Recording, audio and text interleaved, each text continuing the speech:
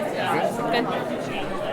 All right, everybody, I want to try to get started. I think everybody that is going to be here is here. And I want to first say, wow, this is amazing. I honestly cannot believe how many people care about Finksburg and care about Sandymount.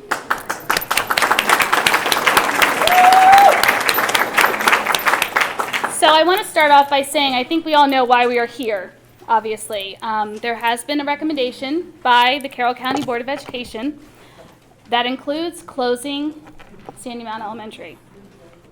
Sandymount Elementary School is not only an excellent school in so many ways, it is a cornerstone of Finksburg, and it is one of the few key social and economic centers of this community.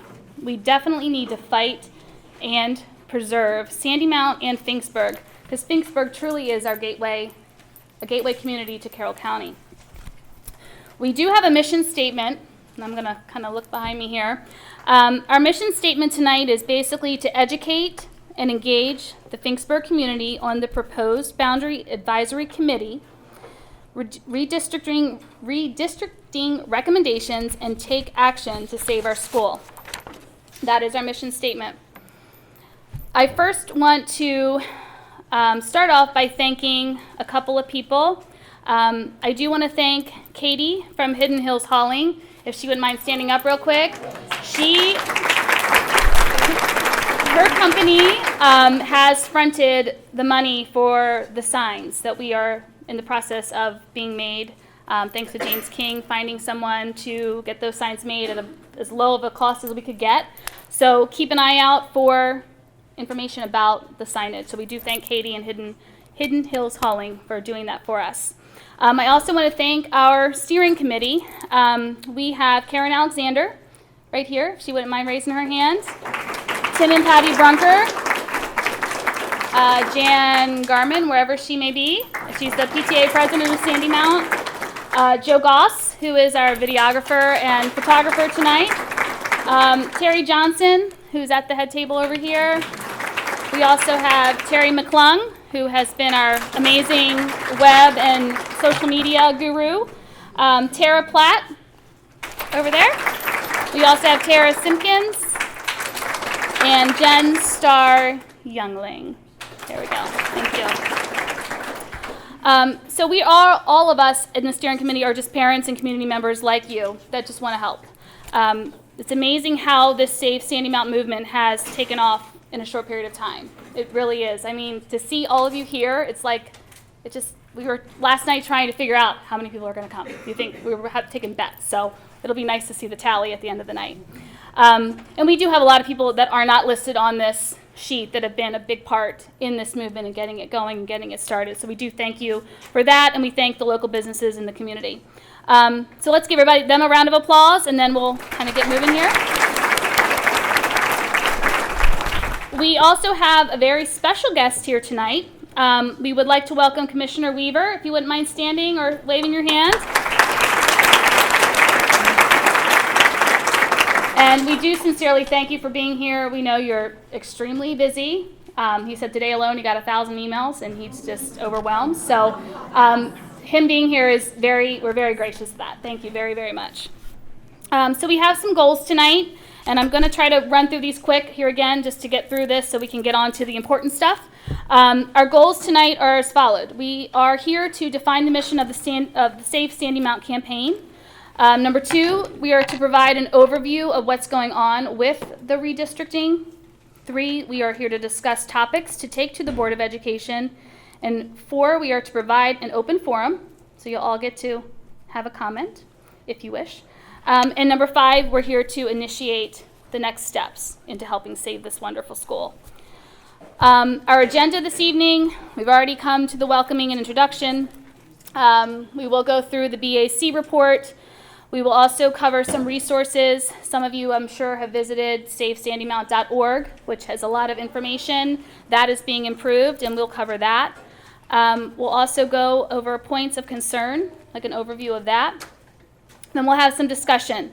We do need to keep these discussions kind of quick, but to the point. The detrimental effects to our community. We'll also talk about the academic impact on students.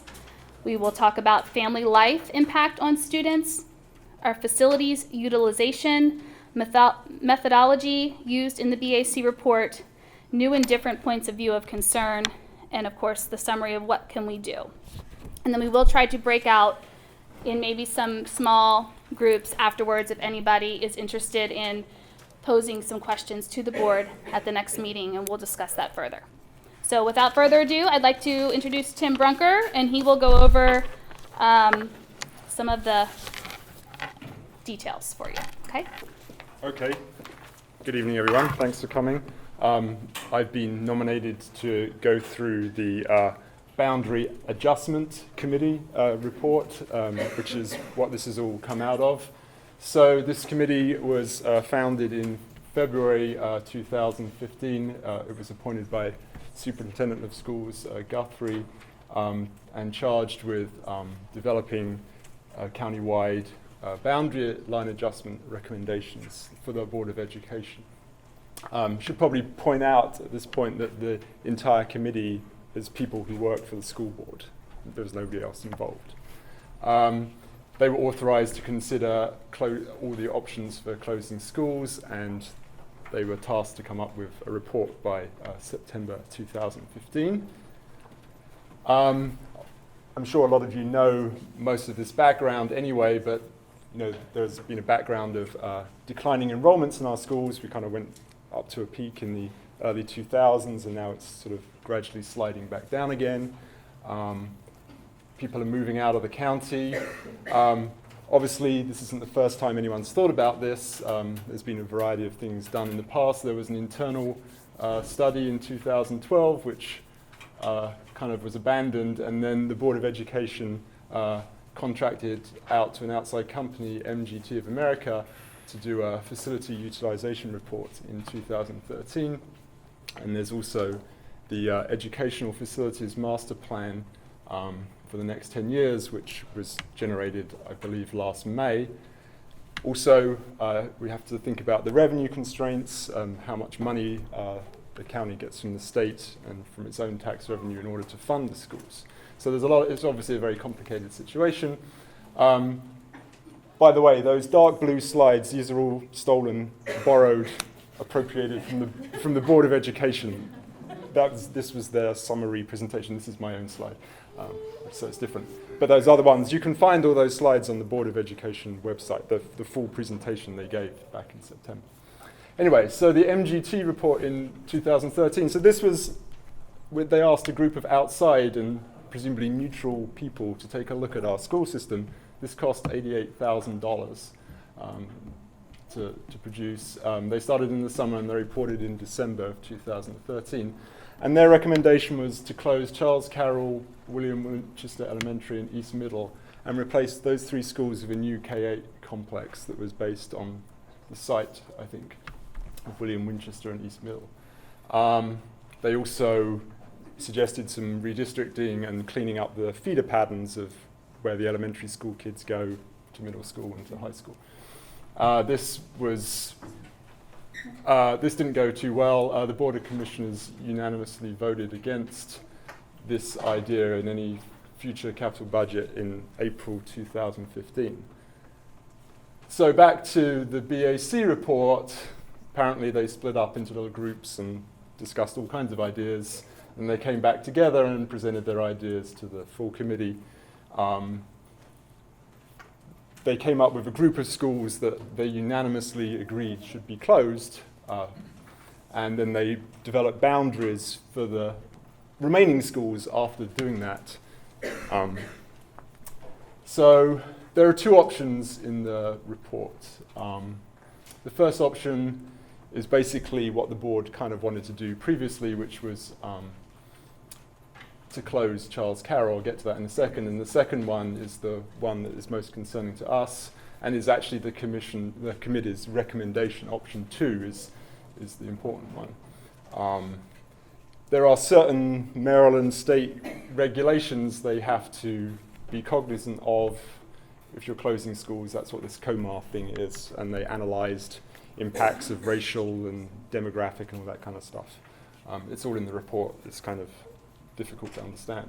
There's boundary maps and whatever in the report. So here's option 1. Here's Sandymount here, this kind of yellow area.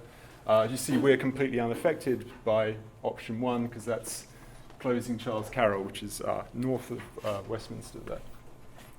And this would have cleaned up the feeder pattern, so everyone from Sandymount would end up at Shiloh and then would end up at North Carroll if that was to go ahead.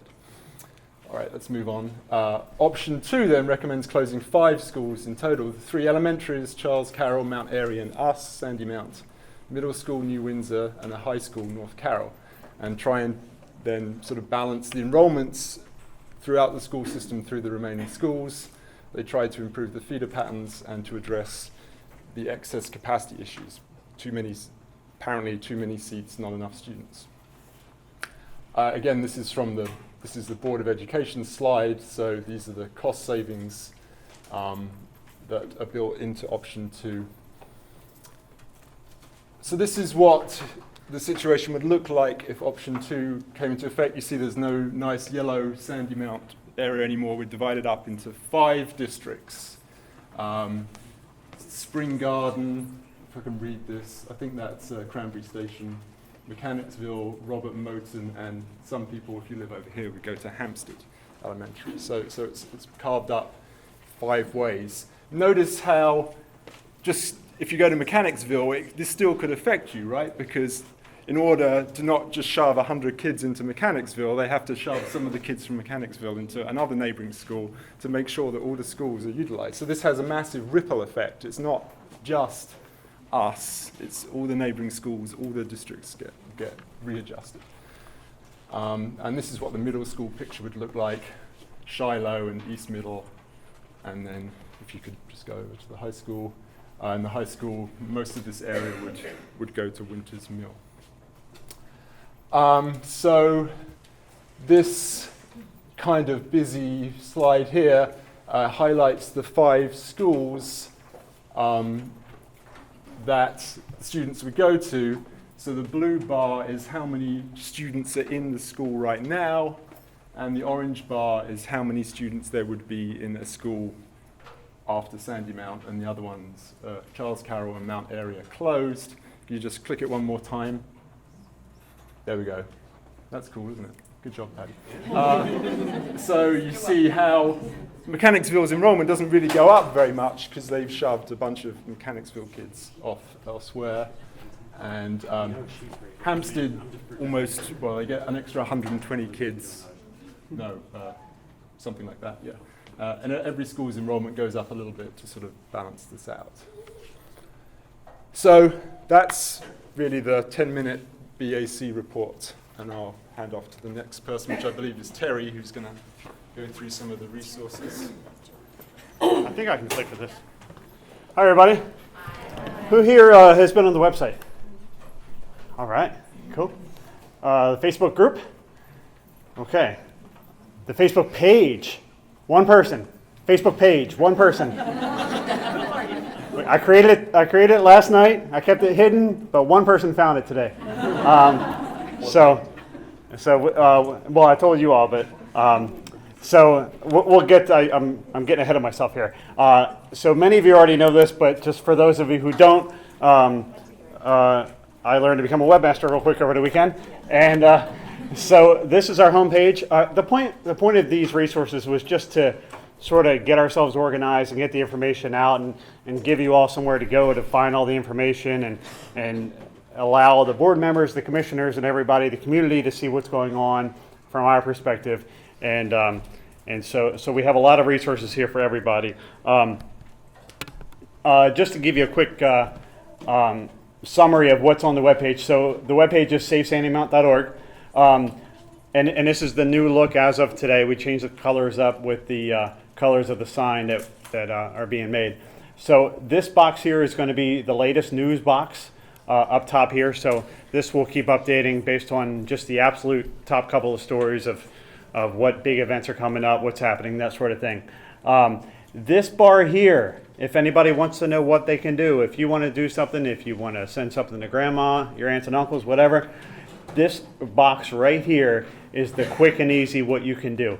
Over here is email addresses for the board members, for the county commissioners, and for Commissioner Dwyer. Sorry, another 1,000 more emails coming to you tomorrow. But they are reading them. I got an email just this morning from Mr. Dwyer, sent from my iPhone, so he did get it. He's on his iPhone reading them this morning. So they are getting them, so we appreciate them listening. So it doesn't hurt to send them emails. This second button here, the red icon, is to sign the petition. Many of you probably have already signed that. I think at last check we had over 600 signatures just on the electronic version, as well as a couple hundred paper version. So we're doing good with that, but some more signatures would be good. The next icon here, it's hard to read from here, but I think it's to download download a PDF flyer. So that had the basic details that many of you have seen that I told you about tonight and such, and announced the website and everything. This next icon, I believe I changed it right before I got here. This link was for our Facebook group, which has gotten really overwhelming. This link now will take you to our Facebook page. We have a new page. I'll get to that again in a second. And then this last icon is to subscribe to the email updates. We realized it got to be too much to try to follow what was going on Facebook. Some people aren't on Facebook. Some people aren't checking back on the website frequently, don't want to check back on the website frequently. So if you want to get email updates, we're going to send it just maybe one a day at most, hopefully. Just of the big topics again, what's going on, any new updates we want to pass along. If you want to subscribe to those email updates, if you signed in on the sheet and checked it off, we'll get you in. If you want to sign up online, you can do so with this link. It'll just take you to our to the Contact Us page that's on there. Down the bottom here is a list of the events right here. We might replace that with the Google Calendar before long, but for now you can find all of our upcoming events right there. Including details about the Sandymount Hug on Monday. Key points on the right here, it's hard to see again from here. These are just some of the big topics that people were talking about on Facebook and emailing me, things that people were writing in their letters. I'll probably update this with some of the points that we talk about tonight. But this homepage is going to give you the basic nuts and bolts of everything right here on the homepage. Also wanted to point out this news tab. It's the third tab over, the news tab. We're going to keep that populated with any headlines from the news or any news articles. Carroll County Times has been doing a number of articles, and there's some other news stories as well. So if we see something in the news, we're going to get it up there. If it's an editorial, if it's an article, we're going to get that up there so you have easy access to what's happening in the newspapers and on the news TV stations. And then on the right-hand side here is just any sort of resources. A lot of the documents, like Tim was going through, all the different maps and everything. James has been awesome, giving me tons and tons of links to put out here on the right-hand side. So if any kind of information you're looking for on the redistricting, on how the board's been going through all this and everything, as well as some state links and everything, all on that right-hand side. So if you want to read all you want to, that's right there on that second page, or on the news page rather. Also wanted to point out the community page. Again, some of the businesses have been really, really helpful getting Save Sandymount up on the signs and putting out flyers for us and everything. We really appreciate that, and we want to make sure we thank them. So we have some businesses thanked on the left-hand side here. If there's somebody that's been helping us out that we don't know about yet, please feel free to let me know, and we want to make sure we get those thank yous out there. If you see a sign out in the community, or if there's a table, we're trying to get some good pictures out there. So again, these are just some pictures of what's been happening just in this short amount of time these last few days. And for those of you on Twitter, I mean, social media is really how we can really push this. Social media, those of you on Twitter, we're using the hashtag Save Sandymount. So far, I think Patty's been certainly leading the way here on the tweets. So tweet hashtag Save Sandymount. It'll auto-populate right on this side here. So that's got what people are talking about right now. And our Contact Us page. Again, if you have questions or anything, anything we can help you with or whatever, we do have this contact us page, and this is also where you sign up for the email updates. Email updates on the right-hand side here. You do have to fill in a subject and message. You can send me a joke or just kind of the keyword, whatever you want. It's a required field. I can't turn that off on the site. But as long as you check this box, little tiny box right here, that'll get you the email updates. And really, we don't want to spam you. We're not going to be driving you nuts with too many emails, but we do want to get the most important messages across. Okay, Facebook, real quick, Facebook group versus Facebook page. They're two completely different things. The Facebook group is what we're on right now, and it's just gotten really tough to follow all the different threads because everybody's really passionate and has a lot to say, and it's great, but it's gotten out of control. It's hard to find things on the group. And it also requires, you have to request access to join the group, and we have to approve you, and the group just isn't really ideal. And also it's harder for the general public. The Board of Education isn't going to come in and join our group, but they might like our page. So the page is more like a business page that you're probably more used to seeing on Facebook. We can post out, keep the post organized, but then there's still room for the community to reply. There's the visitor post on the left-hand side. You can still post if you'd like. We're going to just try to make that a little bit more organized. And the web address will be easier too. It's just facebook.com/SaveSandymount.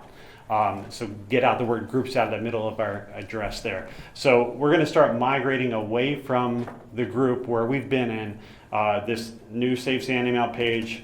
I set it up last night. It went public today. One person found it so far without us spreading the word yet. But we want to make this Facebook page a little bit more organized, easier to follow, and that way you just get the important information directly from there. Sure. Yeah, the group was a great idea, and we're thankful that it was set up and got us going. It gave us a start, but I think the page is just going to be a little bit easier to keep track of. And there too, we want to get some pictures out there and still have some good stuff on there, news articles and everything there as well. But it'll just be a little bit more organized, that's all. So real easy, you can go in there and like the page. You don't have to request any kind of membership or anything. And I'm hoping that the Board of Education, the media, the commissioners can go on and see the page and get a feel for what we're up to real simply by doing that, even though they might not want to officially join the group and be subject to everything else. So that's it. If anybody has any questions at all about social media or the website or anything, feel free to let me know. You can ask questions later if you'd like, unless there's something real quick and easy. And any real quick and easy questions? We've got a few minutes. Any questions? Is the group going to just disappear? I'm not going to go shut down a group because there's a lot of valuable discussions on there that some people might want to go back and revisit. You're still welcome to post on the group if you'd like to talk on there still. So we're not going to just shut it down, but I think the word I used last night was it could sort of fade away. And we'll just try to focus our efforts on the page instead. So any of the big news posts and events coming up or whatever that we're trying to organize, we'll be really focusing the page on more of our efforts there. Any other questions? Okay. Well, being ahead is good, right? Very good.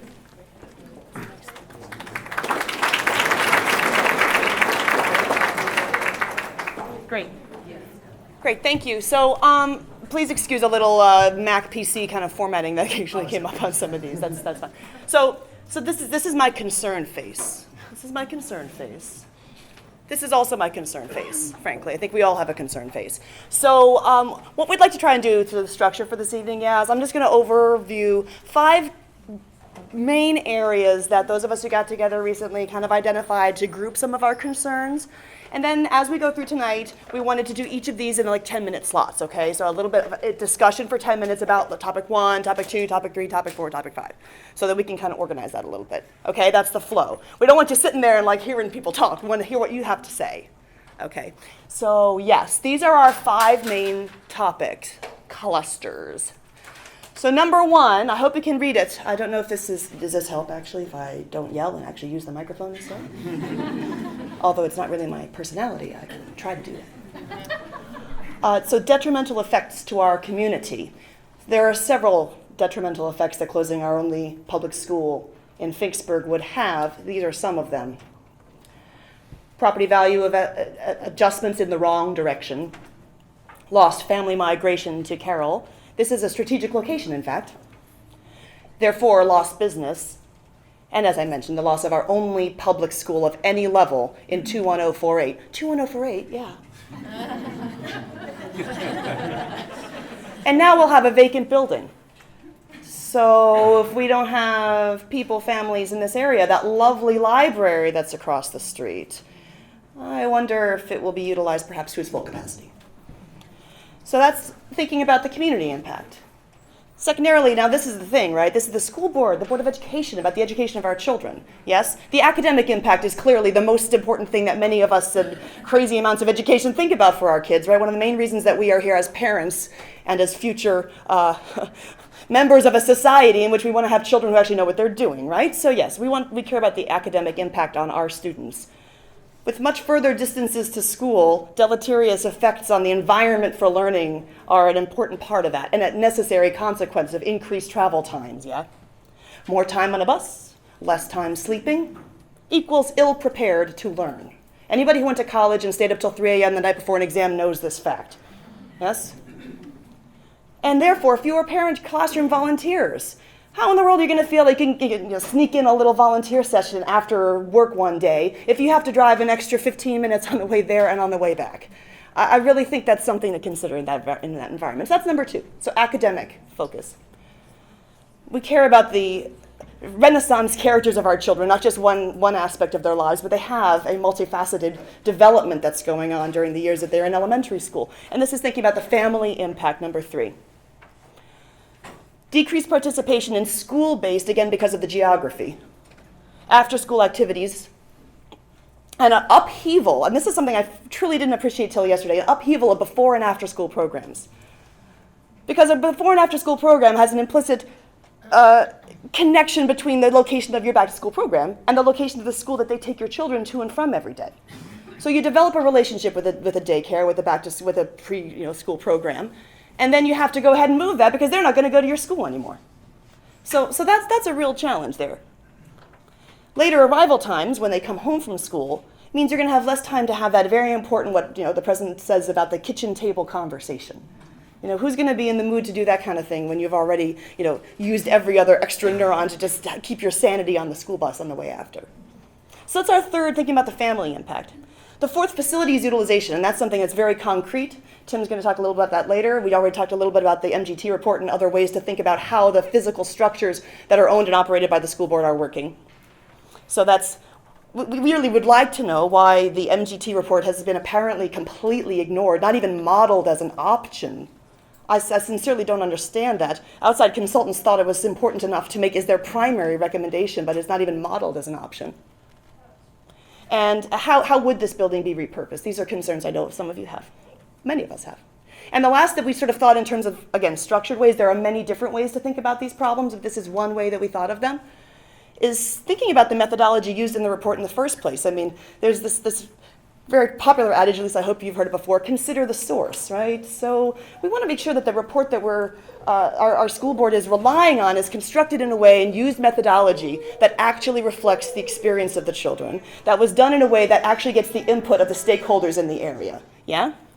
So there was some information in there regarding the need for a kindergarten wing at Sandymount that I'm not so sure is completely reflecting the truth. And the committee was not given any particular guidelines about developing their recommendations. This could be a good thing, frankly. Of course, give someone free rein, see if you had $1 million or whatever, what would you do with it? So there's some creativity there, but maybe some guidance would have been appreciated. And very importantly, the BAC didn't contain any community stakeholders. Everybody who was on the committee was, and I realize there are special skills that are involved in understanding these problems and forming these reports, but not even a community representative. So that we view as a major problem. So these are the 5 areas. Think about the community, thinking about the academic impact on students, thinking about the life and family life impact on students, and then about the facilities and how was this report done. So we'll move on to then, I think, a discussion of number 1, thinking about the detrimental effects to the community. And that's going to be moderated by Jan.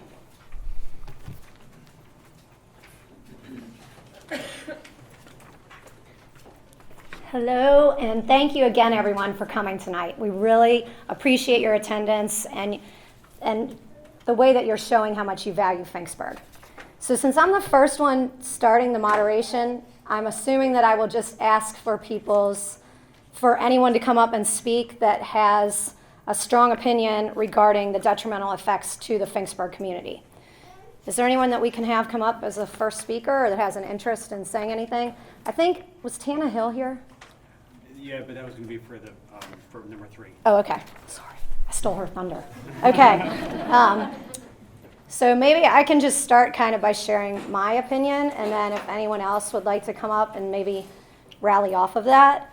But I guess my main concern is that the closing of Sandymount is a much bigger issue for our community versus just the families that currently have students in Sandymount. And it's really a big economic spiral when you think about it, because if we lose our one public elementary school, as we've been saying, we lose potentially property value, because why are we going to have people interested in moving into the Finksburg area if there is no really public elementary to send your student to, no public school, period? Your children are going to be bussed out of the area regardless. So my assumption would be that our property values would go down. I think, too, for local businesses, for example, Child's Nurturing Center, which we will talk about. Oh, yeah, which is where we send our children. But it's really nice for those businesses. Well, it's important for us to have those businesses in our community, for our students to be close to their home school, be close to their homes. We don't want to send our kids to Hampstead, which is 15, 20 minutes away, for daycare and for school. That's really, defeating the purpose of living in Finksburg. So we're going to have attrition of current residents. We're not going to be able to attract people. Those of us right now that have young families, those of us that are older and maybe we're empty nesters at this point in our lives, how are we going to sell our homes if we can't attract people to our community? So those are just a couple things that weigh heavily on my mind, and I really feel strongly about the fact that it goes beyond just people here in Sandymount. It really affects our entire Finksburg community. So is there anyone that wants to, please, come on up. Would you mind coming up? Plenty of time. Yeah.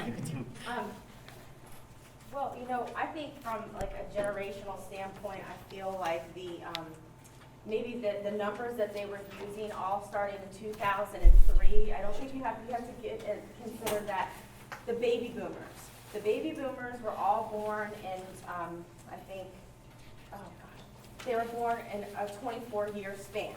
So you have to think that the first person they're called echo boomers. So the first person in the echo boomer span is born in 1976.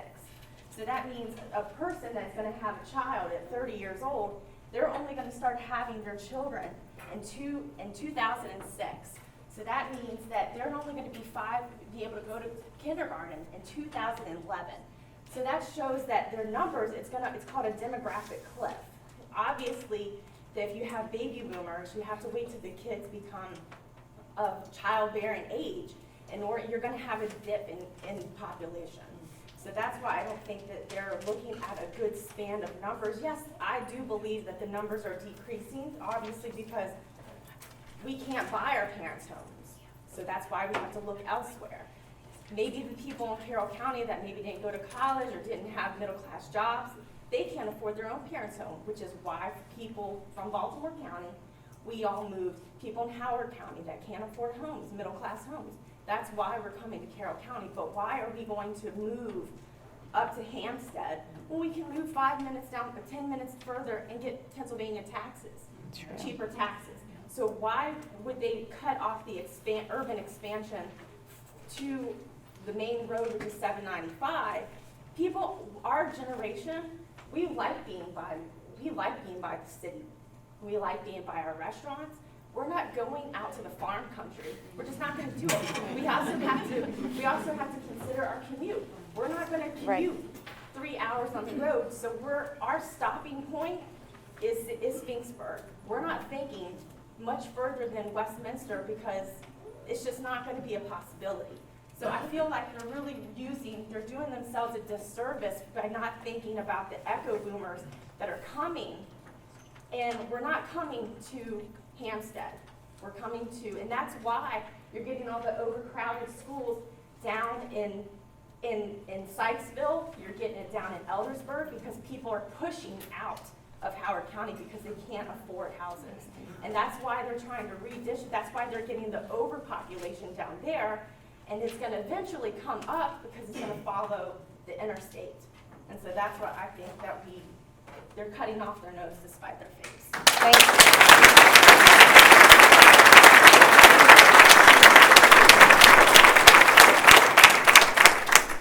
Those were really excellent points, and Mrs. Seidel, who is a Board of Education member, did mention at the last board meeting that Finksburg and Mount Airy are both gateway communities into Carroll County, and why would we consider closing schools that attract people into our community? So really some great points. Thank you.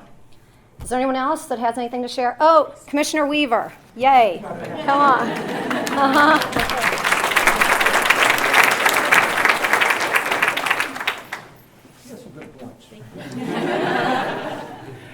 Let me help you a little bit with these. This is a chart we've been kind of looking at, and there's no numbers on this. And we did it on purpose here because numbers are kind of irrelevant in here. We have county revenue, which our tax rate is our primary revenue going into schools. Last year we had went from 162 million to 169 to try to get teacher and staff a raise. And that's critical. The Board of Commissioners and the school board, our first priority is to keep staff here and get them a raise. And if you're looking at the sense of urgency here going into the Board of Ed right now, they're almost into negotiations. They would like to go into negotiations in a 3-year negotiation and go in and negotiate in good faith that they can retain teachers, they can attract new teachers into this county, and that's one of the major issues. The second one, the yellow portion, is our state money here, and that state money has been basically cut off. We get very little back from the state any longer. It's on per pupil basis. We're declining 6,000 students. And by the way, our birth rate's down 400 a year. Yeah, but you didn't consider that I have my children in Baltimore County and moved in. Moving in here, and that is an issue. That issue is coming up, and I think if people are looking at the housing developments around, the amount that are slated to come in, and a lot of them are not for beginning houses, but that person moving in from Baltimore, Howard, the millennials who went down the road to Baltimore for a few years, now they're getting married, they're having kids, and I want to go back to a more rural setting. I want to go back to a little different environment.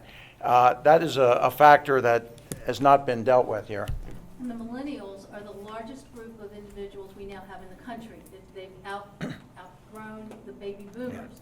So the number of children that are going to be born, that's what we need to look at. However, we have a little bit of a gap here, like a 10-year gap. 10-year gap, right. And that's the problem with this. Yes. Now, the state, if they can get away from hold harmless, which hits us a double whammy from the state, our population is declining and our wealth is going up. So all of a sudden, Carroll County is one of the few counties in the state, we're getting virtually nothing compared to other counties. So if we can get rid of that, and our state delegation, by the way, Haven Shoemaker sends his regards. He is recuperating from an operation, and I'm told he has 6 to 8 weeks. He cannot go out and play around, or he's not going to be here. So he is, I talked with him today. He's coming along well, but he has to behave himself, and he can't go out and do anything right now. And they are working on this and a non-formula funding if they can do it. Now, it's going to take a while for the state to do this. They have to get in session, but it can possibly happen. And the third part, the red, is school closings and cuts can be made. Well, these all come together on this chart, but the blue at the top is our shortfall. And over the next 5 years, this can range from $30 to $50 million. We don't have the revenue coming in to get to that $30 to $50 million.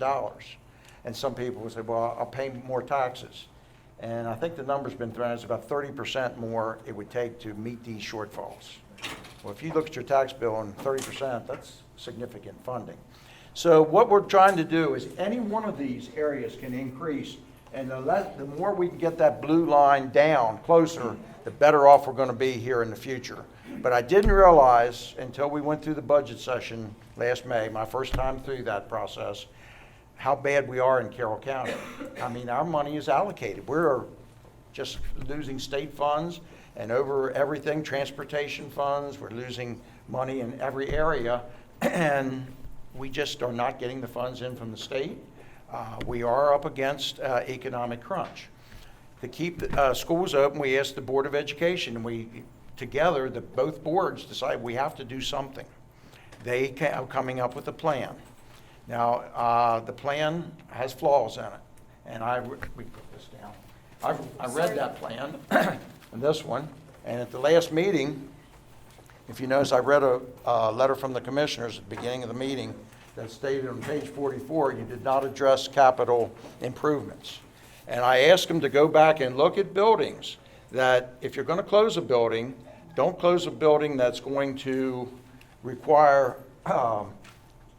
very little maintenance. Close one that's going to cost us $40, $50 million to rehab, and use the money wisely. If we save $7 million and put $100 million in the capital improvements down the road, our debt service on that will offset what we're doing. So I asked them to go back and look at it. At that meeting, I sat there and I thought they gave option 3, which dealt mostly with the Mount Airy area. And I felt kind of hopeless throughout the meeting. And then all of a sudden, right at the end of the meeting, said, we want you to go back and look at another option and come back next Wednesday with option 4, which will be a little different option on this. So I felt a little better about what the outcome of this could be at that time. But here again, it's up to the school board to come up with it. Now, I do sit on as ex officio member. I can't really say anything during the meetings. The school board are elected to do their job. I was biting my tongue the whole last meeting. I think I'm bleeding almost, but I have to behave myself during the meetings and can't express my views. However, next Wednesday at the Board of Education meeting, everybody's going to get a chance to speak. And you hit some good points. And Tim, you did a great job at summarizing where we are. But you have some points to hit. Economics is probably the biggest one.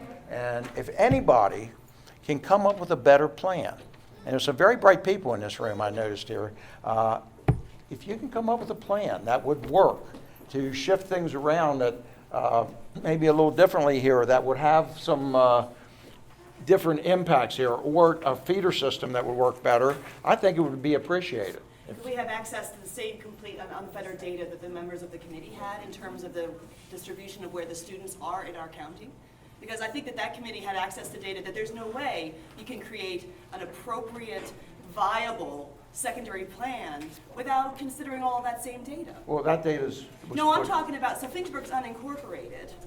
That's right. Okay. Your representation stops here. So when it comes to the details, So when it comes to the details of understanding of a community cluster, population clusters of students, and locations of schools, because geography is such a major issue, then knowing the student surface around the county is very important. Where are students concentrated? Where are the schools concentrated? And that's information we can't get from that report. And that I'm sure is information that the commission would have had. So I think to ask us to create a report that's viable as an option when we don't have access to the same information that they have is really Don't get unrealistic. detailed with it. If you look at these. Well, how can you say, to can't throw do- out to someone, I'm going to propose in another plan that doesn't consider your details, is exactly the problem we have with methodology from that one. This one is not detailed. If you look at the options I gave, the boundary lines are rough lines here at this point. They're I'd not like to really- believe that the commission considered very carefully the impact it would have on the children in the county. So I fail to believe that they did not consider details in the construction of those plans. What I think is the problem, is that we're gonna have to come up with the option. The school system is broke. They have to pay their teachers money. We've lost a ton of teachers. We need to save what we have. We're gonna end up pretty much throwing other schools under the bus to save ours. Somebody has to close. That's all there is to it. And it's gonna be multiple people.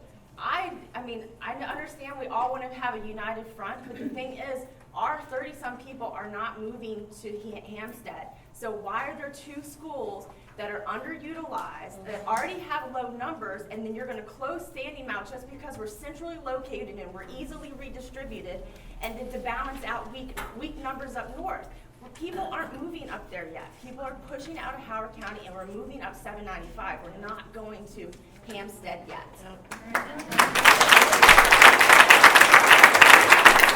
These are valid points, and I hope you'll be speaking next week.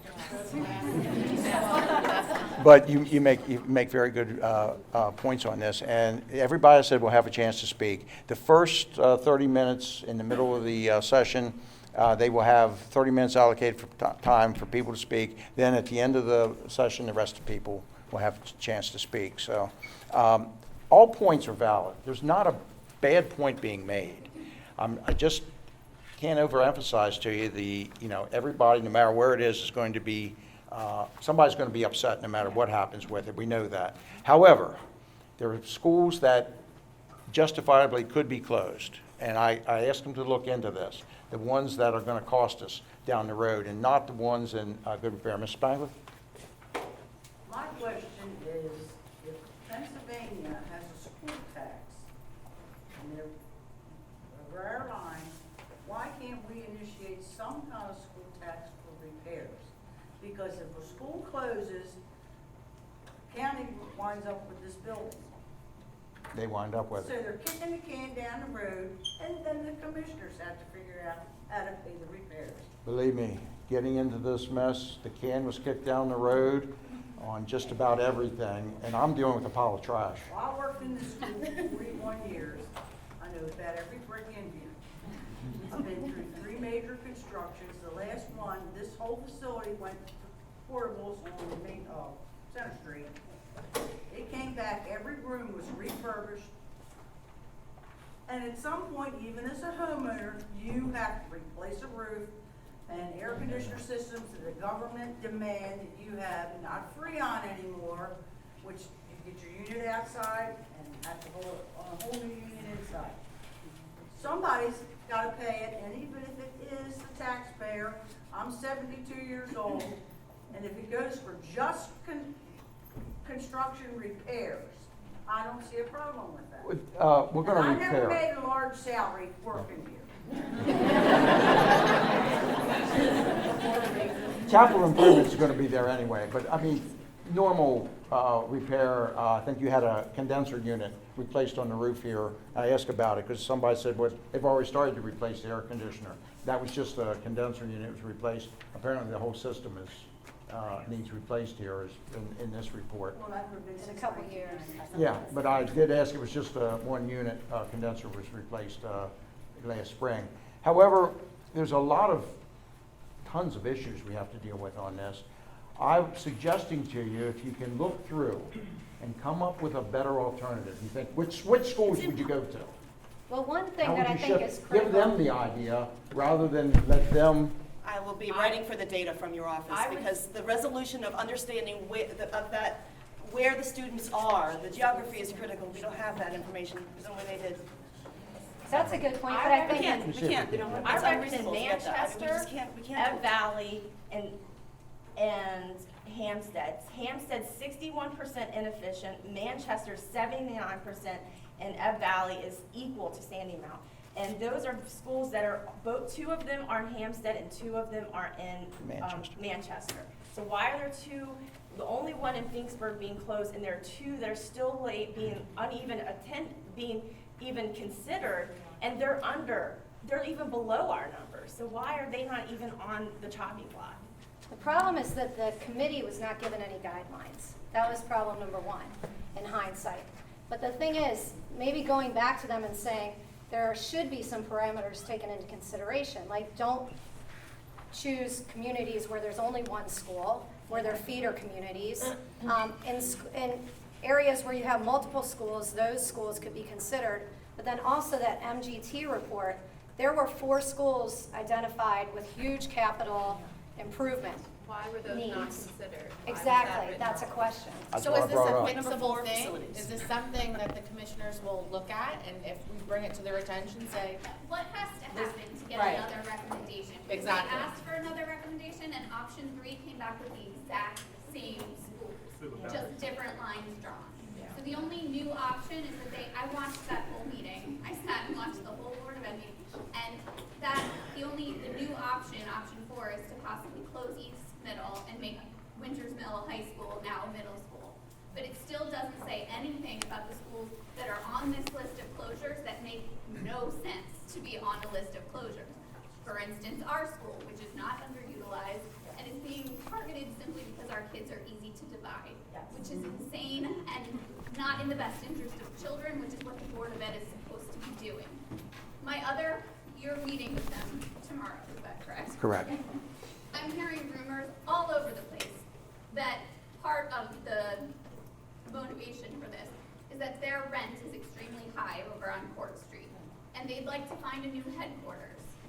And one of these schools would be an excellent headquarters once they close it, and then they can move over into an empty building. I don't know which schools, I don't know whether that's true, but I'd like to hear it addressed, because if the Board of Ed is taking their needs into account over the needs of our students, I think it's despicable. I will.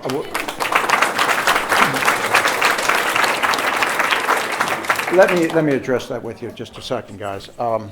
The state's attorney has been evicted from our building and at the courthouse. And yes, we have asked the Board of Education to move part of their facility, and it's probably going to be moving out to General Dynamics and by the airport.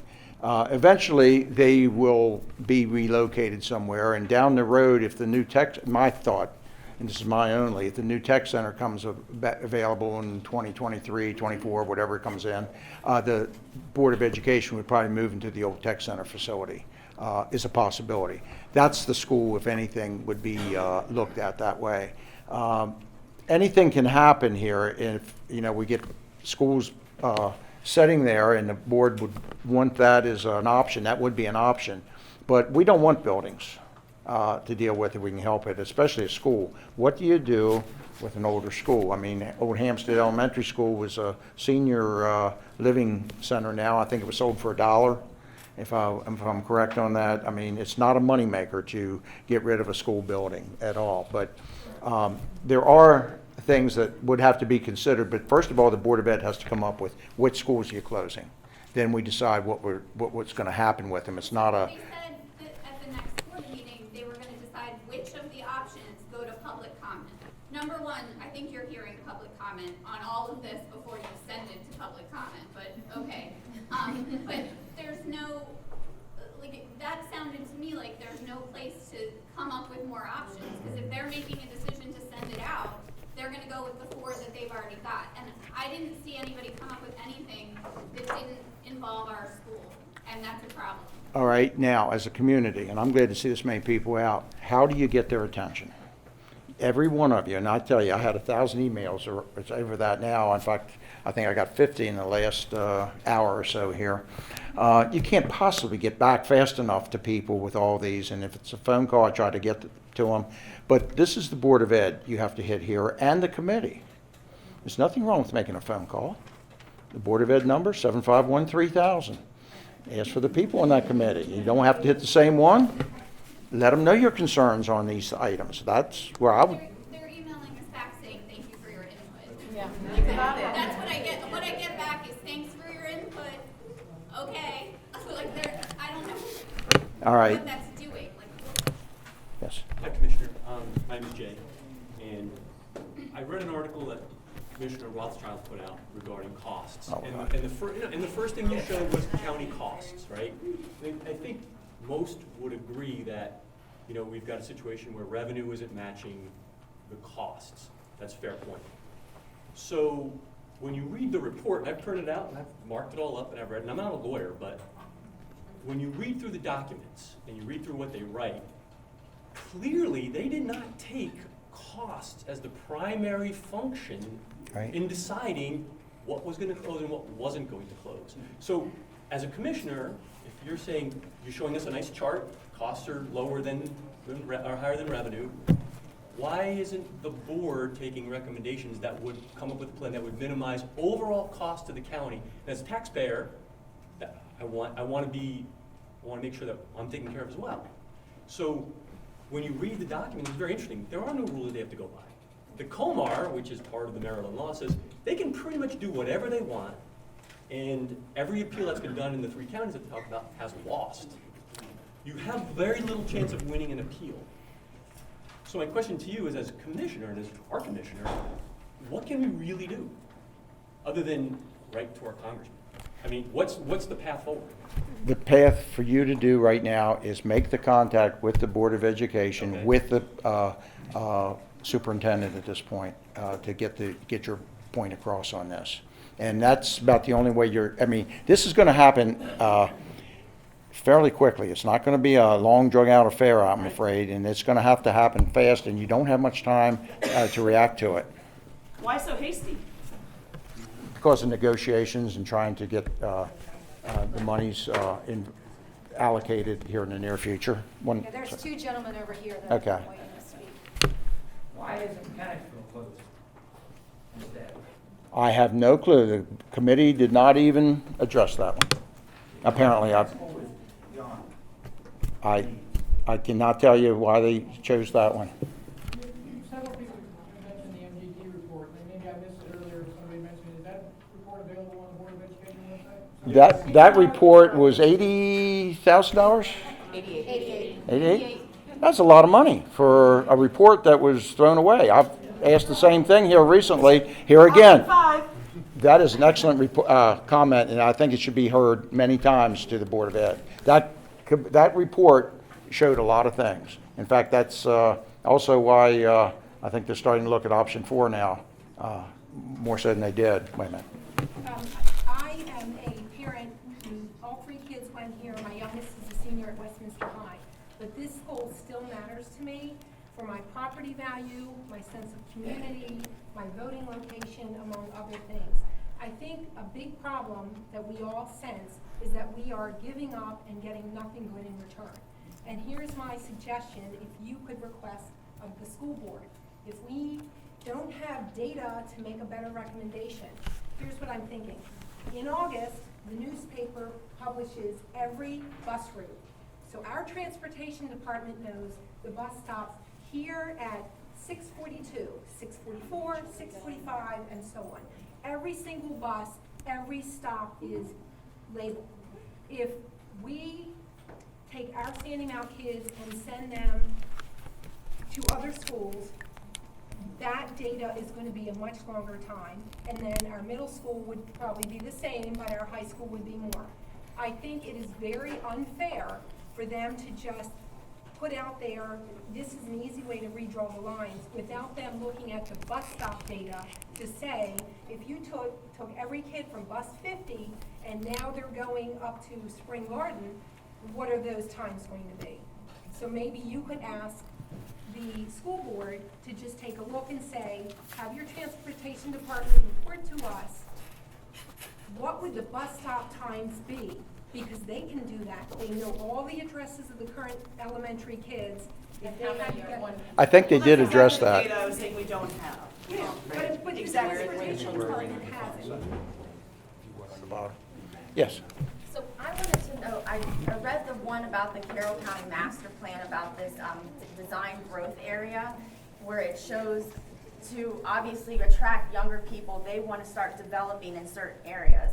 And so, but even though this wasn't officially voted on, but it's a date in 2010, it's saying that the planned areas for growth are Freedom, Hampstead, Manchester, Mount Airy, New Windsor, Tawnytown, Union Bridge, and Westminster. So is that why we're getting kind of overlooked because we weren't part of this master plan for extra growth? If you start looking where, right now, I've been looking into where the houses are going at the present time. I think Hampstead has 600 roughly homes. Westminster, I know, has 275. slated. Sykesville area has a lot of growth. In fact, I was at the planning zoning meeting the other night, and they were asking about, can the schools handle these areas? Some of the other areas, Mount area, I think, is slated for some housing developments. Now, they are proposed housing developments. They're not up and running yet, and you're looking 2 to 3 years probably down the road, and it's dependent on water allocations from the state. So if the state doesn't give water allocations, you can't build. And that's a stumbling block that they're dealing with. And all these places are. But these are things that they need to look at, and I think they're looking at it harder right now than they ever did. But here again, reinforce that with this group. If every one of you start looking at where our growth is. And Finksburg doesn't have, I don't think, as many planned developments here at this time. There's just not a whole lot coming. There's one right now off of Brunker. You have the watershed, and that, They pay pretty high property taxes. oh, I know. Westminster, they come here too. I live in Westminster, but I go to Sandymount, and my development has new houses going in right now that have small children in them. So it's not just Finksburg that goes here. And there is development in the areas that's not being included because it's Westminster, but it's Sandymount District. Gamber has, I know, a few houses, but they're small developments, so not large-scale developments. But that doesn't mean anything. There's still, development is still coming. I question some of the results, same as some of you guys have on these too. Some of what we're dealing with is history. When we redistricted last time, we did have public parties involved on the committee, which helped. We had a lot of development that was anticipated in Manchester and Hampstead. Hence, they built the new school. The enrollment went down because the real estate industry went bust. And so therefore, we didn't get our funding from the state to help with the cost of Manchester Valley. So because of some bad decisions that were made previously, we're now suffering. You're exactly right. The county is suffering.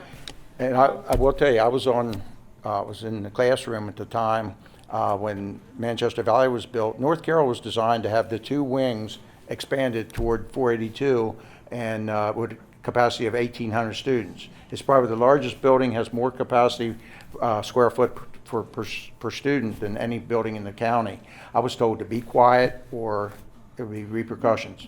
And that's been a few years, but I still remember that very vividly. Right. And they built that school against all. Yes, a lot of people were against that.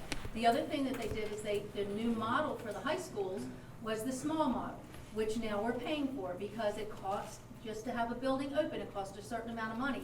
And then when you make it small so that you can only have a certain capacity, that also. So we have a lot of bad decisions that were made that the rest of us are now paying for. As far as housing in the county, home sales are up over the last couple of years. Prices are still just hovering, just slightly going up a little bit, maybe 1% a year the last couple of years. But we are getting more people in. We do have the younger folks that are coming in. So one of the things that they need to be thinking about, especially for an area like this, number one, it is a gateway to the county. It's the main route into the county. But also is plan for the future.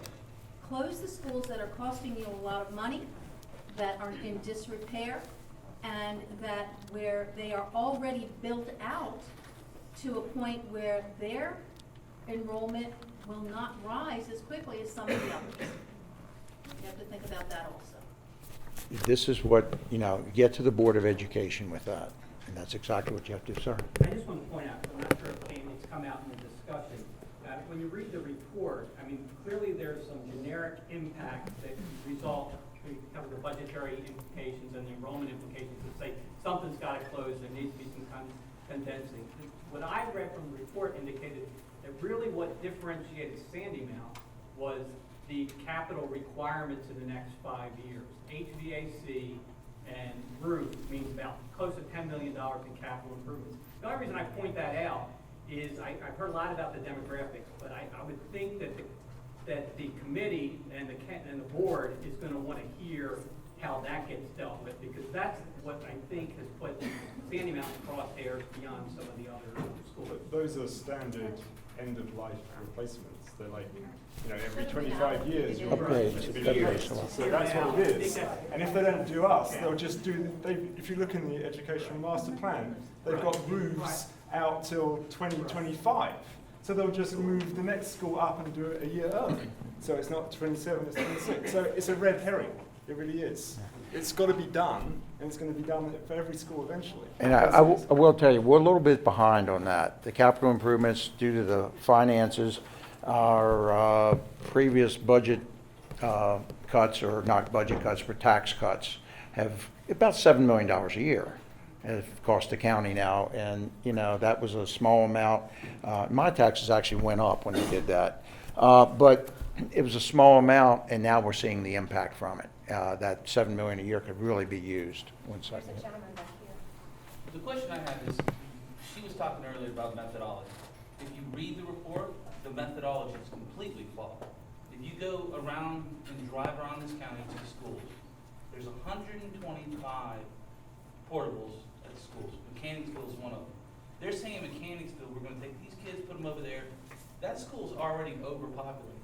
It's overpopulated, and you know this because they have a portable. Now, we just had a lockdown here, a training lockdown at this school, right? If you look over and read the news, to me, the job of the school is to educate my kid. But while they're here, they're supposed to be safe. You can't tell me that a portable that costs probably $12,000 and its end of life is less than 10 years. And they're very expensive. And you destroy them and they're done. You don't sell them, you ain't gonna recoup the cost. You can't tell me that they're looking at Mechanicsville, or they're taking these things. And I'm just using Mechanicsville because it's easy. Everybody can drive around it, go to Ellsbury, it's a big block thing. I'm all for saving money. And I understand end of life, and I understand economics. But that's not their job. Your job is to figure out where you're gonna get the money from. The first thing they should have done was in the redistricting plan that says, okay, every school that has portables, if we've got underutilized schools, is to get all those kids out and those portables gone. That would save us about $1.2 million a year, right off the bat, just by getting rid of them. Because they cost about $12,000 a year or better to just maintain, because they're trailers. Let's be honest, they're trailers. They're pieces of crap. There's a reason people buy them, and then in 7 years later, right now you can go buy a trailer that's 80 grand. In 3 years, you won't be able to sell it for 70. You can't sell one. That's You can't give them away. That's my point. You can't tell me the methodology of what their job is if we have 125 portables, and you're just talking about shifting kids from Mechanicsville and shifting these kids over there, that school's already overutilized. It needs to be addressed because our kids aren't safe. You can't do a lockdown in a trailer. Not a good one.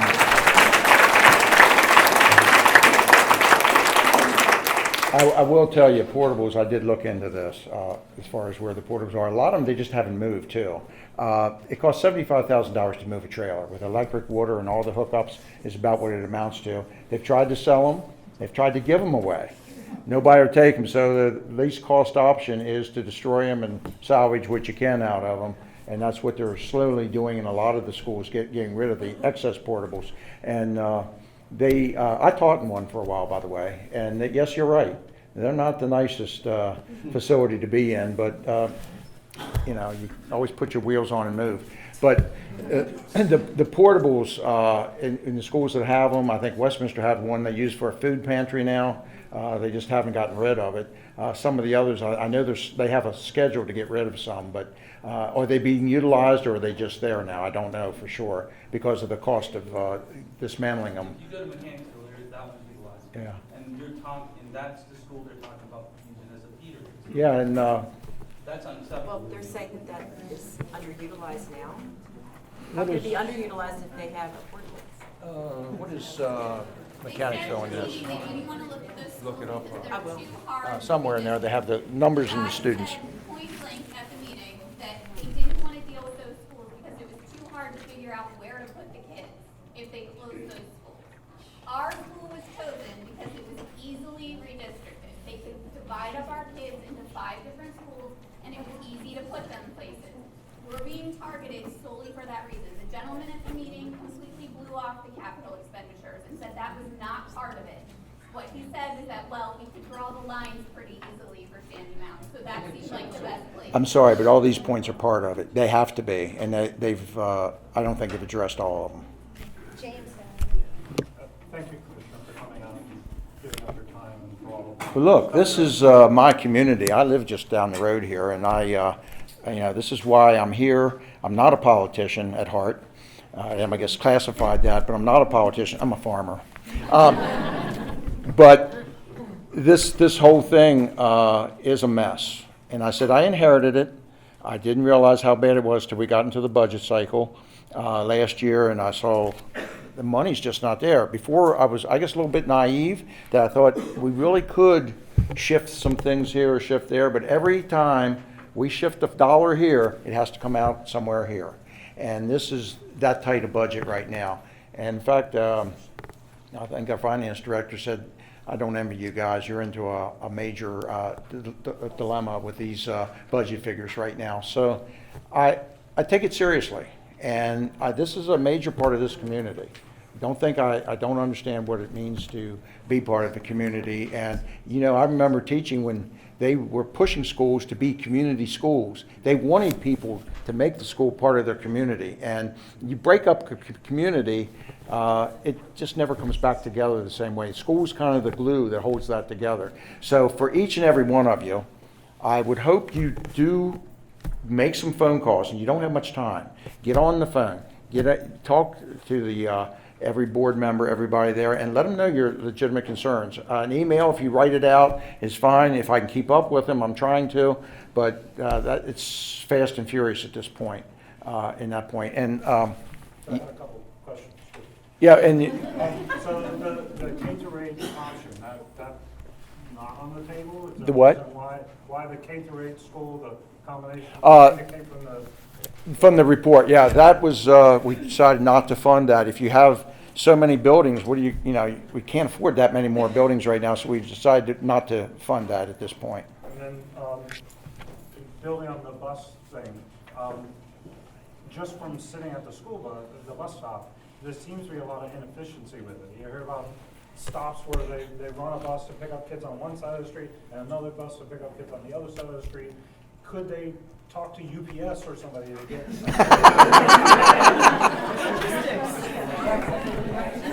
and then there's a reference in here about the 2012 report.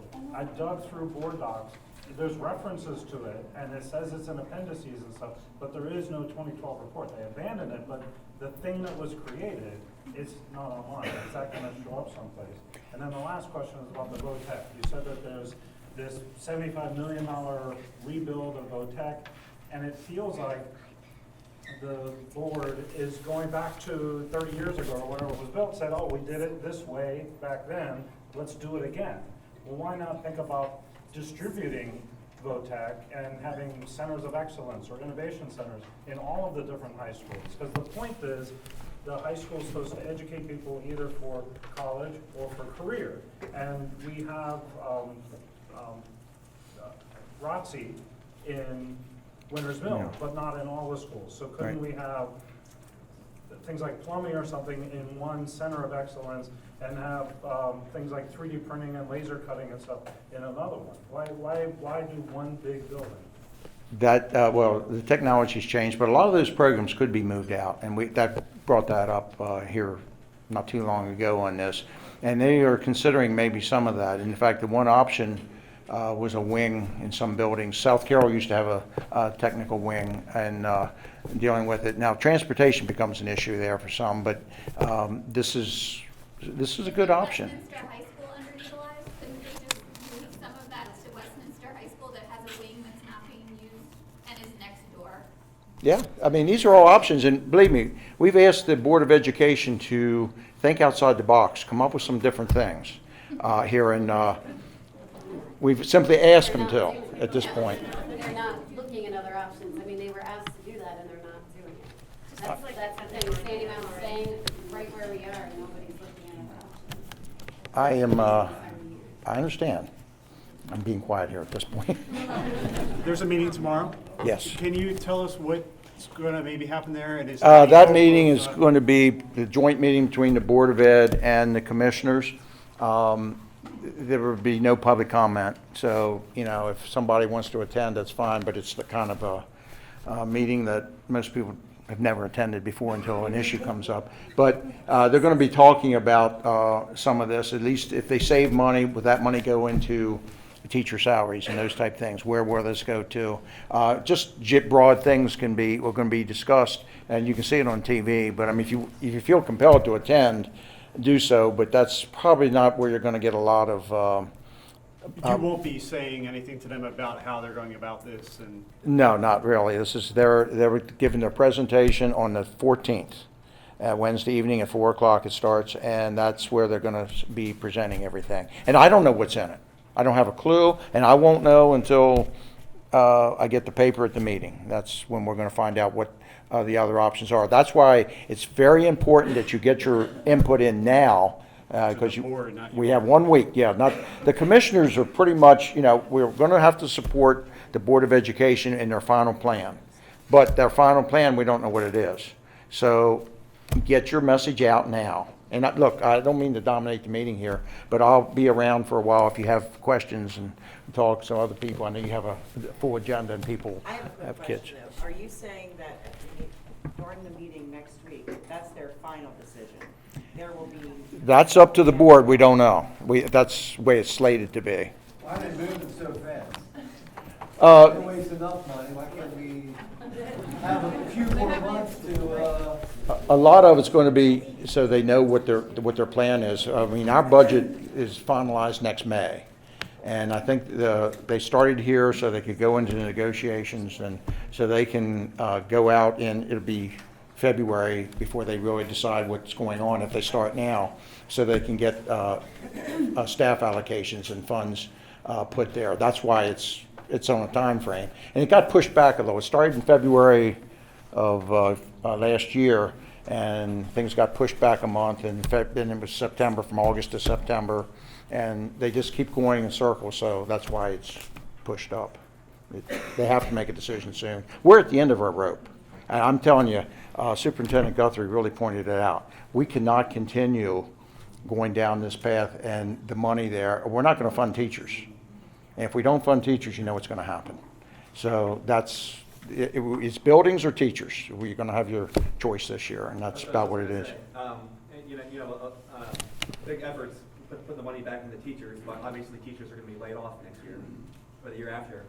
So my big concern is what education is my daughter going to get next year, because if I was a teacher in this county, I would be updating my resume, because you don't know if they're going to job next year.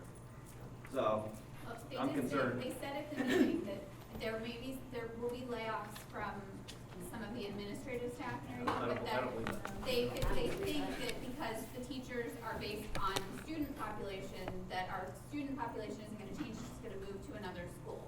So if they staff based on the number of students, then there should still need to be the same number of teachers, just in a different place. Teachers should follow the students. I mean, if we have 30 teachers or 30 students in this class, they need a teacher in that class, and if no matter where the students are, they have to have that many teachers. So, Right. No classrooms for those teachers to teach in. Classrooms aren't being added. they have, well, if you go through a lot of the schools. Bigger classes.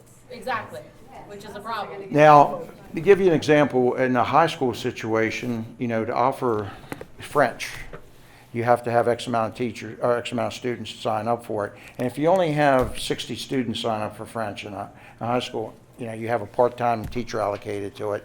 And if your population drops so low, you can't offer everything. And that gets to a point of inefficiency a lot of times on some of these areas. Or, you know, Latin is a subject that some people would, students like to take, but if you only have 20 kids sign up for Latin, how do you staff it and such? If you're in a small school, some of those things happen. So there is some efficiencies in here, but I was guaranteed the teachers would not be the issue on this. It would be some administrators probably bumped in this situation.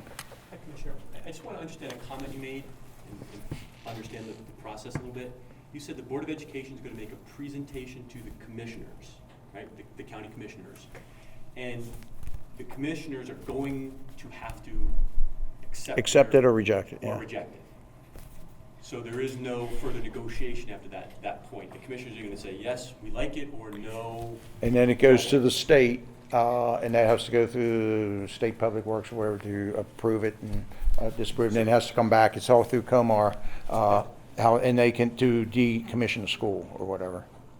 Okay, so But that's not a boundary issue, it's the capital improvement plan that fixes it. It has nothing to do with boundaries. It's capital improvement. That's internal here, the boundaries. The Board of Ed. So let's say that you approve the HVAC, money for the HVAC and the roof for Sandymount. Does that initiate the process of hiring architects and drawing up plans and stuff like that for the school? that's capital only? You're saying that's capital only? The Board of Education's recommendations to the commissioners? Oh, no. That, it'd be operations and capital, everything. They're going to give their recommendation on a report very similar to this on the schools that they want, recommend to shut down or to decommission at that point. And then commissioners will act on it, but they have to vote on, as a board, they have to go to 5 public hearings around the county, then bring it, make their final decision, then bring it to the commissioners. So it's a month-long, 6-week process yet So on what this. happens if you reject it? They have to go back to the drawing board. Didn't you say earlier something about approving it?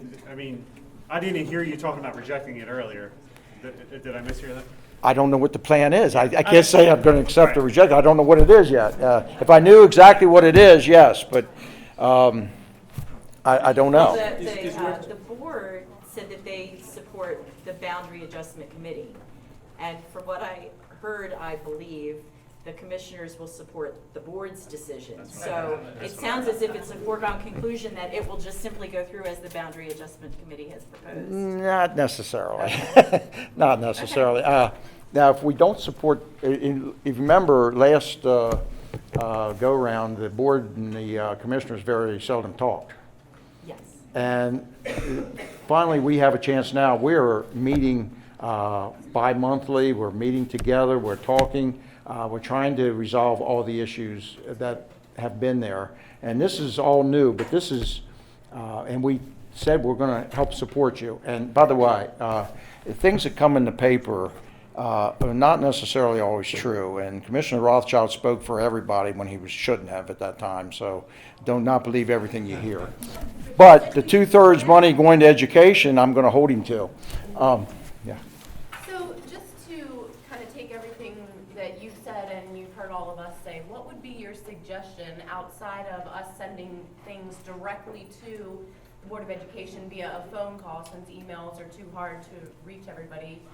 Outside of blowing up their phones for the next week, what's the next step if they go, and go ahead with their plan? You don't know how much impact you have as a citizen, everybody, one at a time, calling, one at a time, getting in touch with somebody. It's tremendous.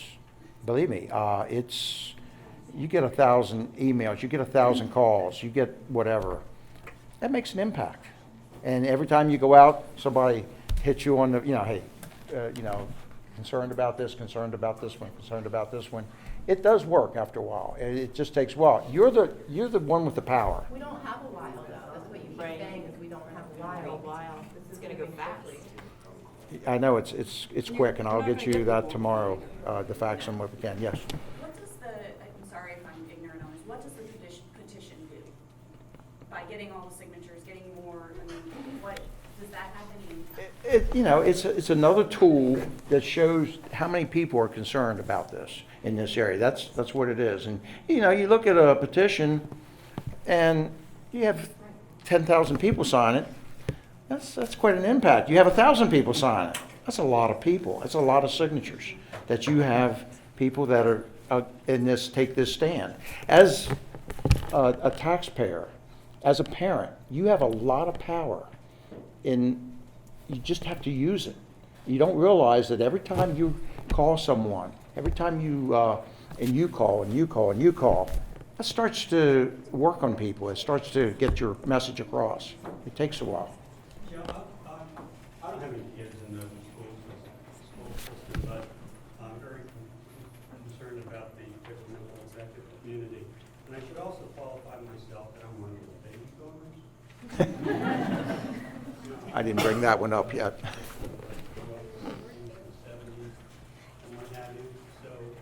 Keeping that in mind and begging your forgiveness, I would suggest that the school board and the county commissioners are meeting somewhere tomorrow, that we should know where it is.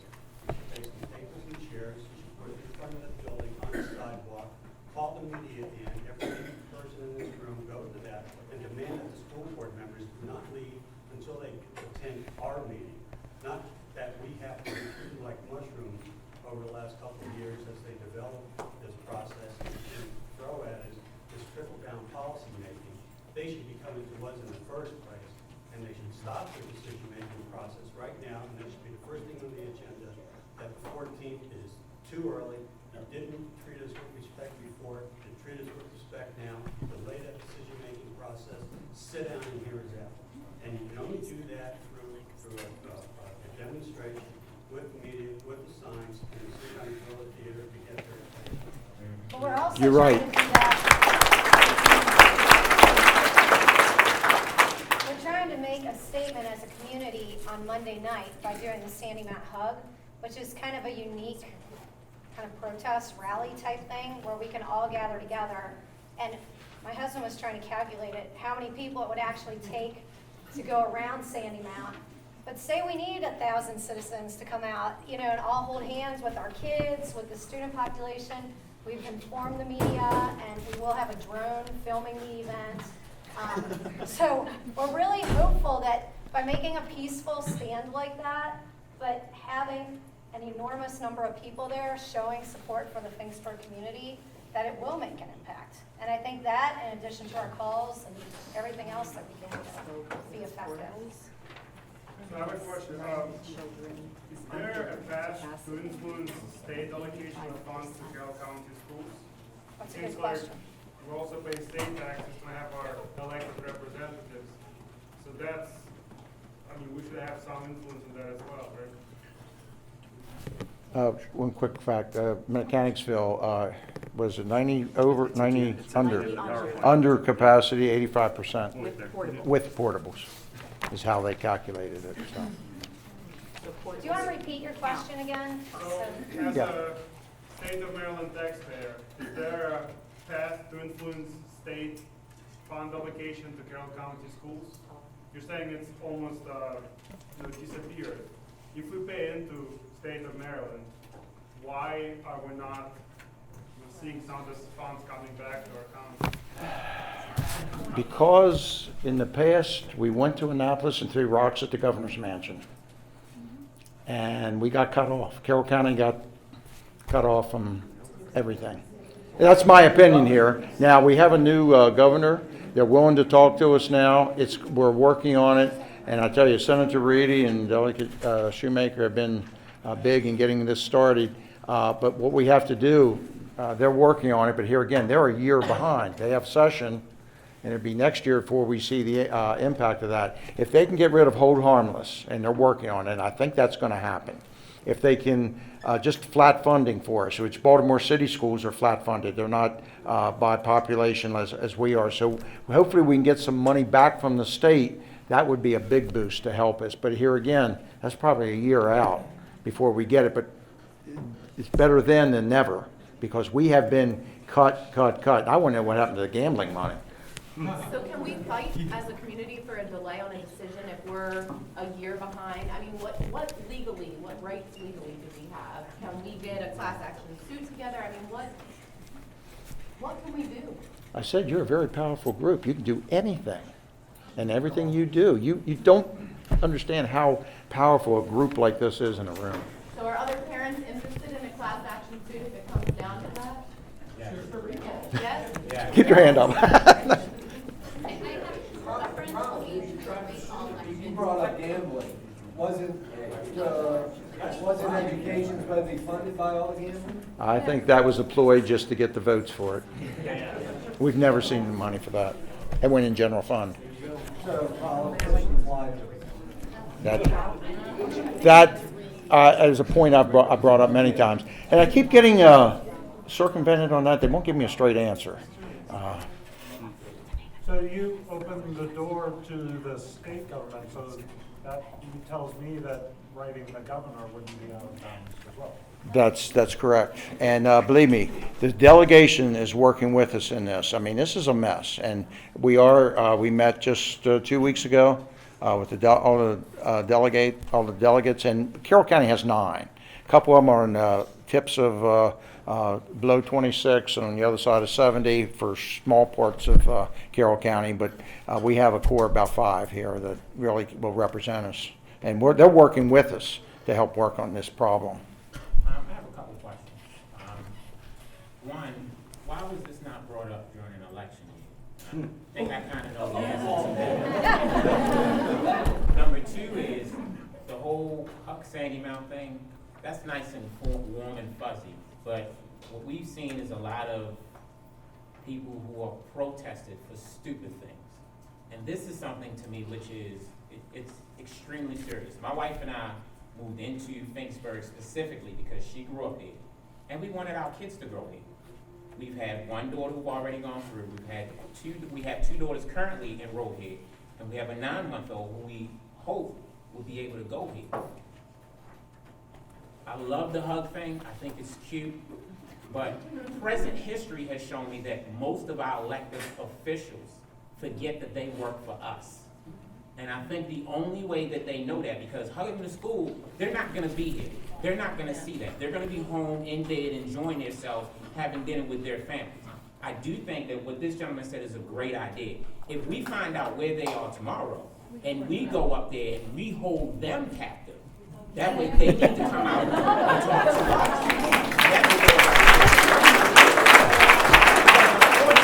What we're setting ourselves up for is, look at Baltimore City now. This could be Carroll County in 10, 15, 20 years, because those people down there did not care about their schools. They didn't care about their students. And it seems like the school board and these commissioners really don't care about Sandymount. I hope you're not wrong. I hope you're wrong on that, but we go there. It Now, speaks for itself. I will tell you one thing. This came up in 06, and Superintendent Guthrie was assistant superintendent then, gave a presentation on where this was happening. I didn't believe him. I was totally, you're all wet on this. I didn't believe him. Well, guess what? It became a reality, and we've kept ignoring it. And I didn't realize it was to the point it was. Before the election, it wasn't even an issue on that. It was mostly teacher salaries or whatever. When you look at the figures, and you actually get down and look at them and how that has to work, I had a big surprise. It was a learning curve I didn't want to have. I will tell you that. It is terrible what I see as far as numbers and figures here in the county and where we are dollars and cents wise. We just don't have the money coming in. I met with a guy from Montgomery County yesterday, and I'm like, they have more money than they know what to do with. It's like they could build new schools around the old ones and keep going. And I'm like, it's just a different environment we're in, and we have isolated ourselves in Carroll County from the rest of the world. So much to the point now that the state government has not funded us on many things. We're just losing money here and there. We're not talking about Carroll County, we're talking about Finksburg right now. Yes, sir, okay. That's what we don't want to lose. I'm worried about some of the other schools in the area, they need to be closed, not Finksburg. Okay, so let's move on that. Thank you. Let's not move on Carroll County's problem, let's move on Finksburg's problem. I think we should. Finksburg's problem is the school being closed. We don't want to have to. I think we should focus on the businesses, focus our attention on maybe even going on foot and talking to the businesses that will be affected, that will lose, and actually start giving them the emails and getting them to realize how much the impact is going to have on their income, and that nobody's going to go to the grocery stores anymore because we're all going to be pushing to different areas, and they're going to see a drop in their income, and then have them start getting in touch. We don't have time. But we do it now on foot if we have to. How do you fight laziness? Because as we've heard from their mouths, the reason why they're choosing Sandymount is because it's easy to split up our kids. So how is it that we're going to fight the Board of Ed who are saying, well, let's do it because it's easy? That's lazy. They're not looking at the real numbers, the real picture. They're saying, this is the easiest thing, let's do it. So we need to figure out how do we fight that. Choose the easy solution, Who's speaking for us on the 14th? That's one of the things we're trying to determine tonight. I think you will be speaking for us if you can be there.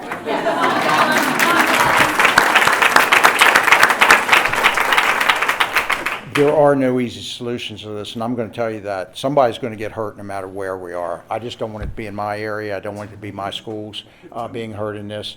And I will tell you that this is, it's heartbreaking to see what's going on here with this.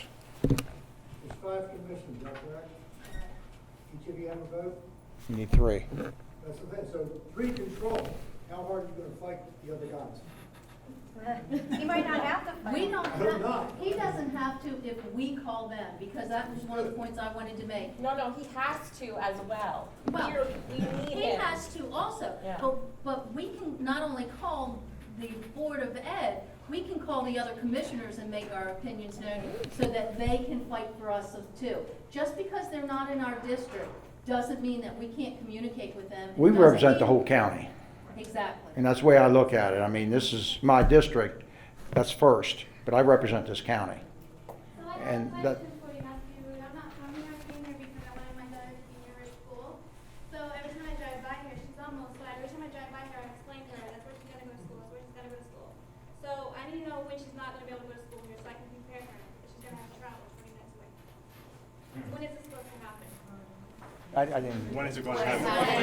If they decide to close the schools, when would?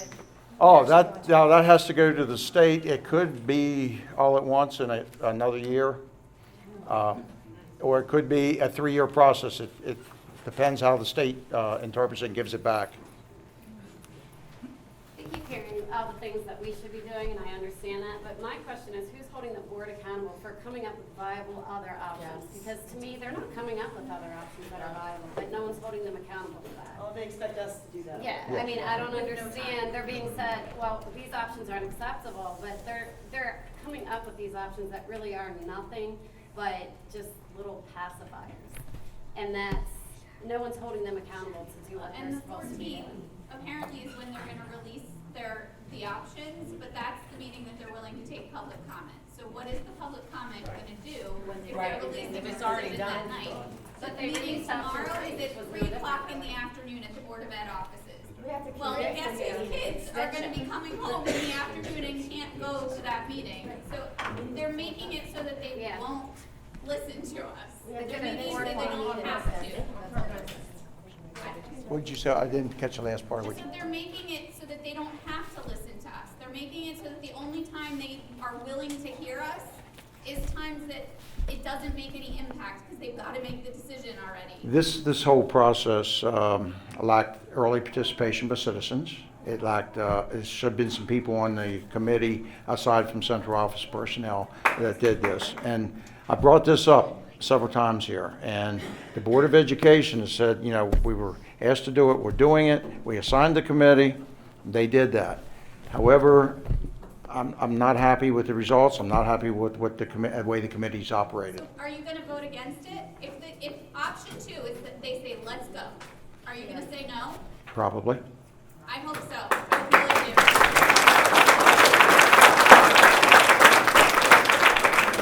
really do. I can't vote for that.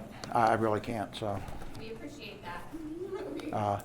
Look, I told you, I'm not really a politician at heart. I'm just a poor dumb farm boy who was an educator for years and got into this. And I will tell you, I am torn up over this whole process and this whole report. I don't. Who are the other 2 commissioners that are going to be voting? There's 5. All 5 will vote. You need 3 votes.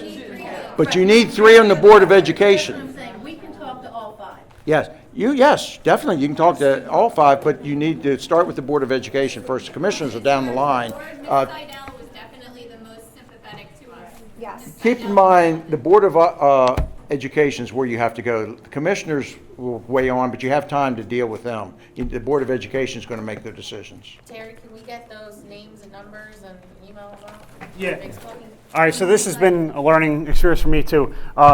as soon as I get home tonight, I'll take the commissioner stuff off the website for now because we don't really need to bug them anymore just yet. But yeah, I already have the email for the entire board. I'll go in and list the individual email addresses as well, so we can do that. And I'll look for a phone number also. Yeah, sure. Yep. Hey, real quick, a question over here. The 2013 report is already on our website. If you go to that news tab, it's on the right-hand column for information. That the 2013 report is already on our website. Is it the MGT report? Yeah, the MGT. The MGT report was the one they spent $88,000 to commission. That's just gone by the wayside. And we have that now. And we have access. It's on our own website. Yeah. Are we gonna go to attend the one that they're Tomorrow. attending? Are we Tomorrow? Raise your hand if you can go. It's at What, 3 when o'clock. is it? It's at 3 o'clock at the Board of Education building up on Center Street. Yeah.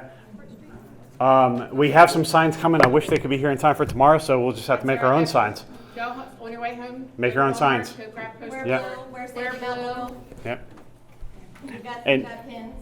And if you care to watch it online, it will be online. The link's on the website. But yeah, being there in person is certainly going to make a bigger statement. I would like to just ask a question in light of the conversation.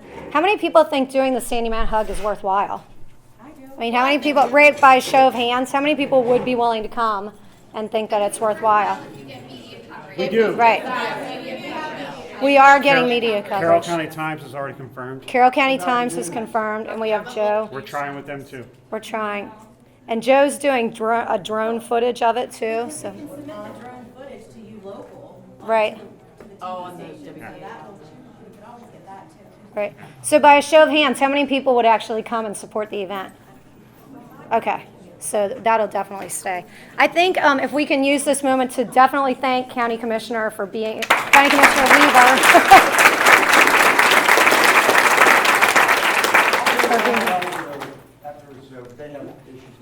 Yeah. No, he said he would be happy to speak with us after the meeting. But I think we could use this segue maybe to move on. Did you want to invite Tana Hill up as a local business owner? Yeah, sure. Just to, Well, the board slides that Tim went through were already up. This one, yeah, we can put up on our website also. And yeah, I was going to update that right-hand side with this organized list of concerns as opposed to just the random ones that I did before. I had asked Tana to come out. We had a slightly different schedule plan, but this has been better. Tana owns a child's nurturing center. And so we just wanted to get some community input here and see what she had to say. Well, I'm a business owner that has definitely been activated by all of this. Not only do I have the Child's Nurturing Center and I operate that with my husband, we also have an in-school program not affected by any of this. I'm also adjunct faculty at Towson. I've been doing this work for 37 years in the care and education field. The center has been open for 29. And my home, right next door to it, here in Finksburg. So I know I'm paying a pretty good tax base and look to see that we have a good, strong community and a good, strong school. We have a very prolific author who actually was part of the homeschooling movement early on. His name is John Holt.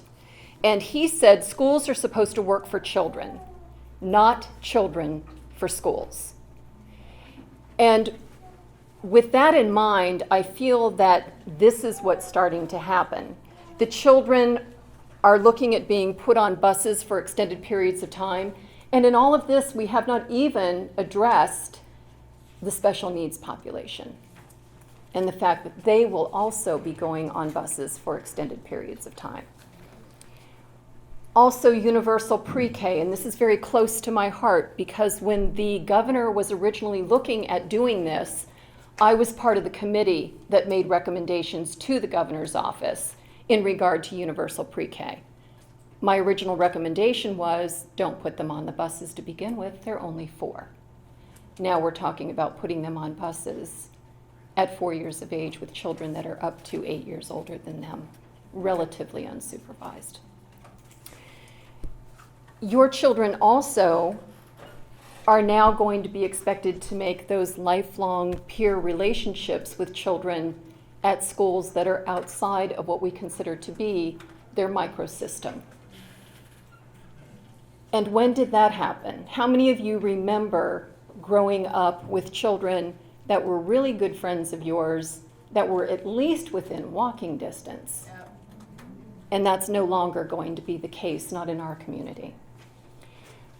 Also, they're prioritizing the school day above and beyond family time, personal interests, and as a child advocate, most importantly, that independent free play time, which is so critical to their growth and development. So now I've gone through my child advocacy piece here. Moving on to child care centers. Again, I was also the primary recipient of the Maryland Daycare Loan Guarantee Fund, the first center that was actually backed by the state of Maryland to open and operate.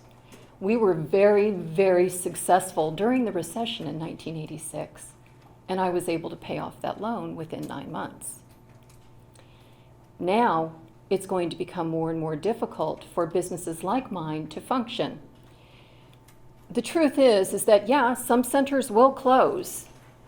The center that's in the school here will close if the school closes. You have a population of students within the program that's here in the school. They will now, all of you will, have to find some setting for them to be in. What will happen is the existing centers that have space in them may very well become full, go to full capacity. So that's going to now limit your options in care. What will then happen is that some of the programs in schools that your children will be sent to can say, oh, well, we can make more space. Sure, we have 30 or 45 children, not a problem. There's a large room that we're in. All we have to do is go to MSDE, say, you know, we've got another teacher because after all, it only takes 2 classes for most centers to hire a qualified teacher. 45 hours in growth and development and 45 hours in methods and materials. That's it. They hire that person and they can bring on another 15 students. So now when you went to look at that program and you said, oh, my child they'll do okay here, there's 30 students. And then you walk in and you find out that, oh, guess what? They had an influx of students from the schools in the redistricting process, and suddenly your child is with 3 teachers, 2 assistants, a group of 60 to 75 children, and where's the personalization? And where's the professionalism? This is one of the reasons why I don't hire people who just have the 45 hours. At my center, they have to be degreed or working on a degree, because children need to know that they have a safe harbor.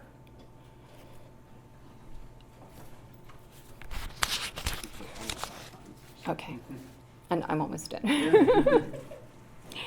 So for the centers that are displaced in the public schools, if they have alternate sites, the revenues are going to have to go up in order to make up for that deficiency. So you will see the cost of care go up in most programs. So for speaking for my program, I have one last thing that I did want to add this evening, because I had a family ask me about this, and these are some of the things that you would need to be aware of. As you go to make these decisions, you could very well find yourself living here and your child going to a school over here. So how is my child going to get from point A to point B, and logistically, what is that going to do for me as a parent? When I have to go to work over here and bypass my home, go to the school to pick them up in the in-school program, and then bring them back home again. Well, centers like mine will have van service. Right now, the line says that I would be Mechanicsville Elementary School over here, right on the border. Now I understand that there's some fluctuation to that after listening tonight. So if that were the case, the school bus for Mechanicsville would come right to my front door, transport those children. We do have vans that we take children to other programs. So the infrastructure within pre-existing standalone programs, I know at least for us, I can speak and say that it is there. So that's going to become your new shopping profile in daycare. So just so that you do have a general idea as to what's going on within our field. And if you have any questions, please feel free to ask. So thank you.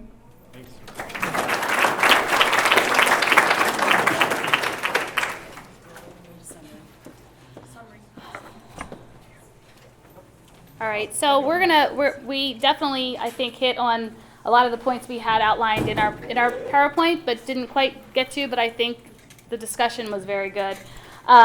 So a couple quick things, basically summing it up, what can you all do to help? And we definitely hit on this a couple times. Please, please, please, make a phone call, email the commissioner, email your senator, email the governor, email anybody, make a phone call. I know everybody goes to email, but sometimes a phone call, I'd love to be able to call and the line be busy. I mean, we need that impact and that commitment from everybody here and your friends and neighbors. We also want to, obviously, the Board of Education meeting is coming up a week from today. It starts at 4. Highly recommend you get there early. We want to make a presence when we're there. Our signs will be in by then. Anybody that spoke tonight, I kind of wrote a list down.